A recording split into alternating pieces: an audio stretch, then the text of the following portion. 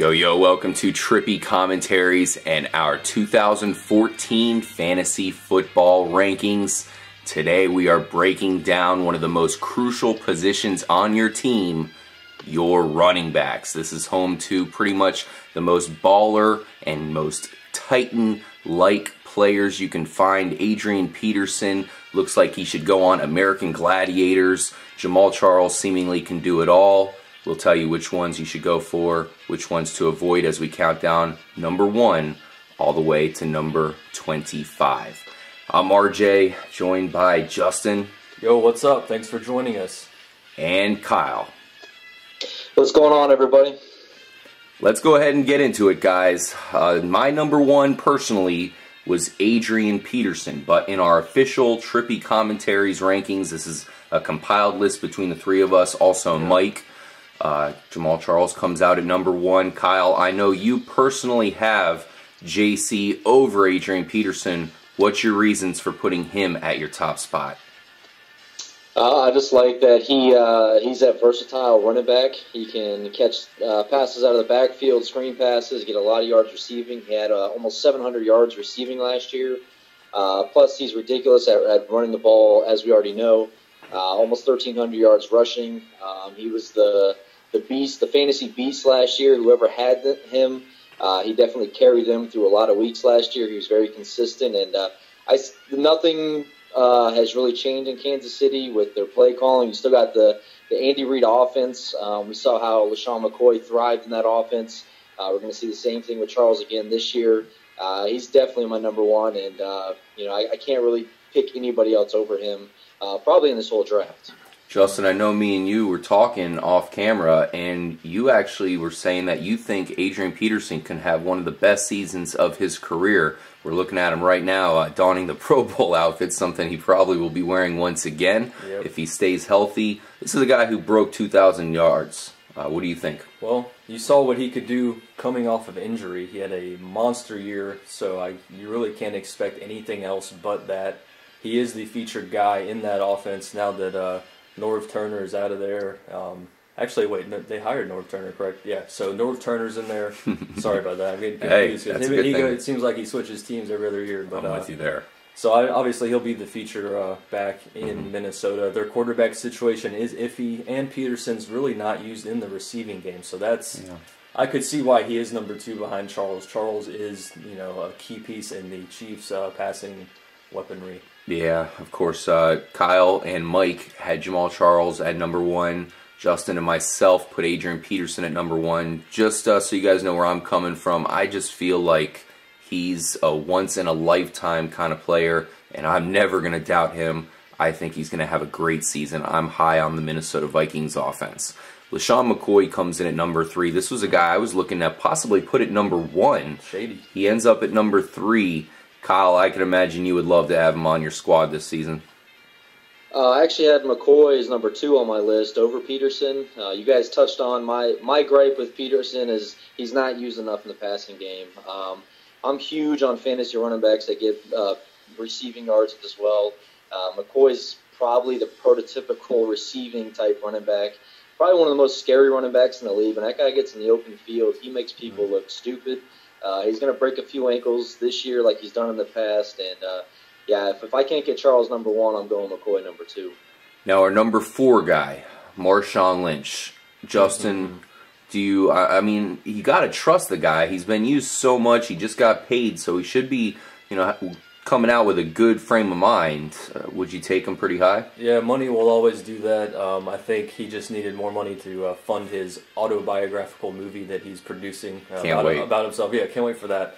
So now that he's paid, hopefully he's content, and now that he's back in camp, hopefully he's practicing with the team, going over the playbook, trying to get back in shape, because who knows what kind of offseason that guy had after winning the Super Bowl. But, what other running back do they really have that could supplant him? He is a playmaker, and he will get tons of red zone opportunities. No doubt. Matt Forte, I know you used him to great effectiveness last season, Kyle. What are you looking at from him this year? Pretty much the same that we saw last year. They're going to use him in the passing game as well as the running game. He's one of the hardest runners. For being all these running backs we've named so far, he's kind of one of the smaller running backs out of all of them. But when you watch him play, it doesn't seem that way because how hard he runs. Definitely like Matt Forte. If he can stay healthy, man, he's definitely a top back. Like, he finished third last year in fantasy points, and look for him to do the exact same this year. The only question mark I have with our number 6 guy, Eddie Lacy, is health. He's one of those guys where I feel like if he's in there, he's going to be extremely productive. He proved last season that he doesn't need Aaron Rodgers to be an elite running back. Even when Rodgers was out, Lacy was a stud fantasy running back. Yep. I love him this season. And, you know, you can question him about injuries, which he's had in both his collegiate career and his rookie season there to start off with. But every single one of these guys you can mention that about.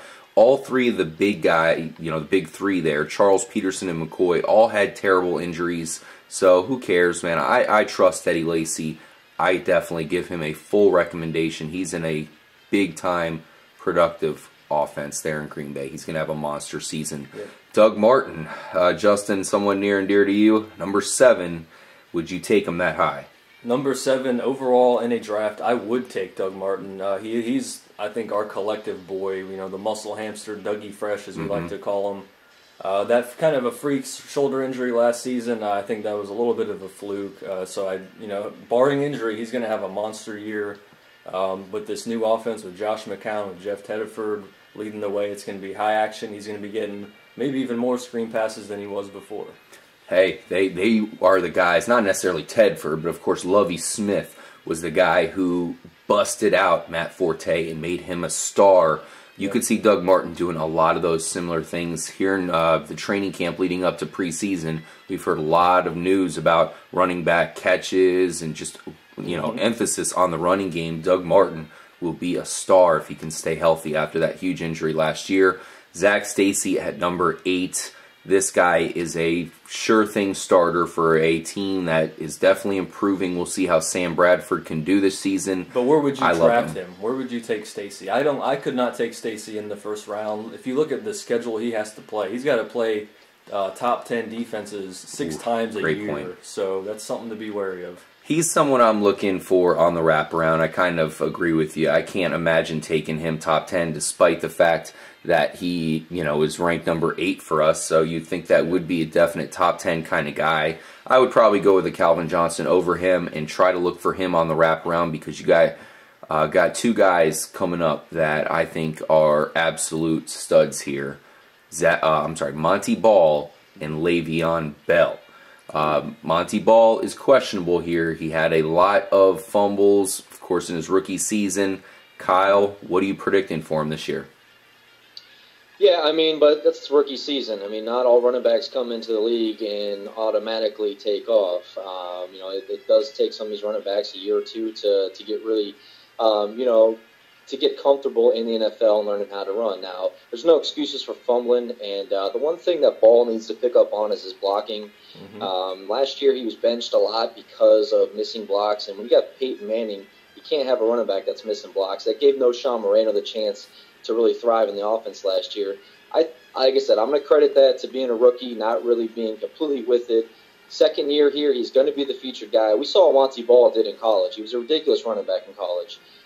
So I see a lot of comparisons to a guy maybe a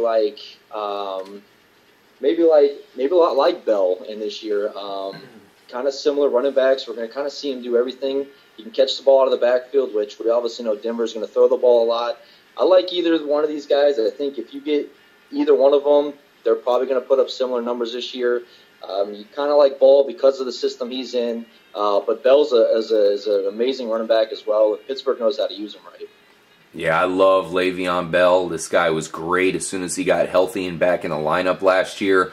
Very high on him. I want him on my team this year. If you can get him as your number 2 running back, you are in great position. Solid. And make sure to grab a good number 3 while you're at it, because running back's one of those positions where if you can get 4 solid starters, you know, that's going to be the safety net you need, because you can almost guarantee that one of your 3 main guys is going to get injured. It happens to me season after season, and it's a lot of times it comes down to if you have good enough backups to throw in there in the playoffs. Number 11, DeMarco Murray. Do you trust him to stay healthy? I know that's a tough question, Justin. especially with this guy. But he's so good when he's out there. It's a tough question, but really for all of these guys it is. And these running backs get beat up by far the most. They're running into a pile full of giant men just trying to destroy them. So there's going to be some wear and tear. And the guys that can survive that will be the fantasy studs at the end of the year. DeMarco Murray, he should be featured even more in the Dallas offense this season. I'm not even sure who's play calling over there. They switched that up just as much as North Turner's switching jobs. I think it's Jerry Jones actually this year. Jerry Jones, eh? Nice. So, but they have Philip Tanner, I believe, behind him. He's a pretty good running back, and I've seen him get a lot of snaps in what I've seen on training camp. So, yeah, I've always been impressed by him. A notable backup, but barring injury, DeMarco Murray is a very solid 2. I would not stretch for him. Yeah, he would be a great second round, like late second round pick. Yeah. Maybe he even falls into the third round in some of your leagues because people have had DeMarco Murray in the past and been scarred by him because of his injury issues. Some people will try to avoid him. Our number 12 ranked running back is Arian Foster. Now, this is the ultimate boomer bust player. If he's healthy and stays on the field, he's going to be an elite running back, despite the fact that it's a different offense this year. He's been really, really good in the past, enough to warrant a high draft pick. Right now, he's already on the shelf. He said that he contemplated retirement in the offseason, so that could be a red flag. But he is back, as far as on the team this year, and he is the number 1 guy. He's injured as of right now, as of time of recording, but we do expect him to be healthy by week 1 of the season. Giovani Bernard, Kyle, I could imagine at number 13, you got to be really high on him this year. Yeah, we saw what he did last year in his rookie season. He's definitely got the wow factor. He's a guy that can strike at any moment. It's going to be interesting to see how Cincinnati uses him this year. Is the law firm going to get all the goal line carries again? Because that's what hurt Bernard last year. Bernard had way more rushing yards, more carries, but when it came down to, actually, I believe the law firm had more carries last year than Bernard did, but Bernard obviously put up way more yards, and of course, we saw a lot of his touchdowns get taken away because they weren't using him around the end zone. Yeah, it could be your only downside, but I see Bernard really busting out this year. Like I said, the guy's got the ability to go all the way anytime he touches the ball, and if Cincinnati's smart, they got to get the ball in his hands a lot more this year. Yeah, great receiver as well. I know, Kyle, you were talking about how you liked receiving running backs. He's surely one of them. But we do like a couple other running backs in there with him. Not only the law firm, of course, you got the rookie as well, Jeremy Hill. So those guys are vultures waiting to happen. He's still elite enough to warrant a top draft pick. Number 13 is a good spot for a guy with that much talent. Alfred Morris is in Jay Gruden's system now. Jay Gruden, for as good as he is offensively, he really hasn't made a ton of top-notch running backs. Alfred Morris is a little bit questionable because he's been so good in the zone blocking scheme. So it's a different offense for him. He is still the number 1 guy. I think he could have a pretty consistent season for you in an offense that should improve. Reggie Bush comes in at number 15. This is a tough guy to rank because he's so good, but you have to think that they're going to be using Joique Bell quite a bit this year. I know last year they kind of started to do that, but if for any reason they decide to give the full workload to Reggie Bush and he can handle it, he's proved to be one of the better running backs in the league. Now, Rashad Jennings, this is a guy that I really wanted to ask you guys about. He's shown in the past some good games. He's shown some bad games, some games where he came out flat. And this is the time where he'll finally get a for-sure starting role coming out this season. Would you be happy? I mean, what do you think? A number 2 running back? Possibly? A good number 2. I was impressed by his emergence with the Oakland Raiders last season. He was kind of, he was the backup in Jacksonville for a while. You're wondering when will he get a chance to start, see what he could do. McFadden, unfortunately, couldn't stay healthy, so we saw what Jennings could do. He can carry, the running load for a team. Now that the Giants have him, they'll probably use him even more. David Wilson, who was a big draft pick for them two or 3 years ago. His career is over now. So there's only one other running back that's there, Andre Williams. Yeah, the Williams character looks Williams good though. Williams is a great draft pick for them as well. So I see Rashad Jennings getting the bulk of the load in New York. Yeah. Let's move on to number 17, a guy you're pretty familiar with here, K-Mac, C.J. Spiller. For anybody who drafted C.J. Spiller, I know you don't even want to hear his name. There he is. Look away if you drafted him last year. but perhaps he bounces back this year. Kyle, what do you foresee? Yeah, this is another one of those cases of a team that's really not using their talent that they have in the right way. I think C.J. Spiller should have had a much bigger year last year, but they still like Fred Jackson in Buffalo. But Fred Jackson's kind of been their stable guy that they've had the past couple seasons, and he seems to be getting all the touchdowns, man. I mean, it's hard to have to draft a running back high in the draft for your fantasy league if you know going into it, geez, he might only get 2 or 3 touchdowns this season. That's not going to cut it for fantasy football. Obviously, C.J. Spiller is definitely got the talent to be a top 10 running back in this league. We'll see how they use him. I know they got Bryce Brown as well in the mix now, so that's just another, we're not sure who Buffalo is really going to stick with and be their number 1 running back. It seems like the story of this season is going to be a lot of teams are using running back by committee, so it's going to definitely make it much harder as you start getting later in the draft of getting a running back and being able to start him, comfortably every week.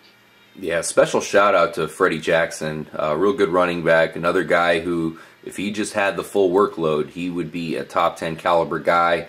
C.J. Spiller looks to get a chance here, though, and I think they'll feed it to him quite a bit. We'll see how he does.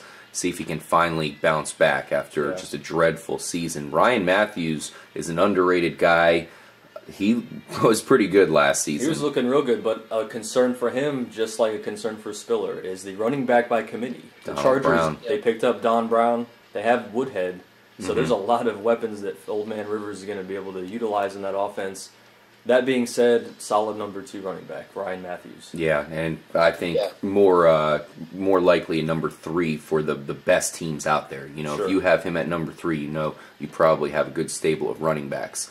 I'm really high on Ray Rice this year. I know I'm kind of on an island in some aspects for that one. I'm just a fan of the Gary Kubiak running backs. He is going to be suspended for 2 games, so it's one of those guys where if you draft him a little bit high, you have to immediately go for another running back or someone to start. He was dreadful last year. It is what it is. They did win the Super Bowl, so he had to play a lot of games the season prior where he made a ton of plays that eventually won them a Super Bowl. And he's just one of those guys who's great in the passing game. Look at his yardage last year. For as bad as he was, he still had productivity in the passing game there.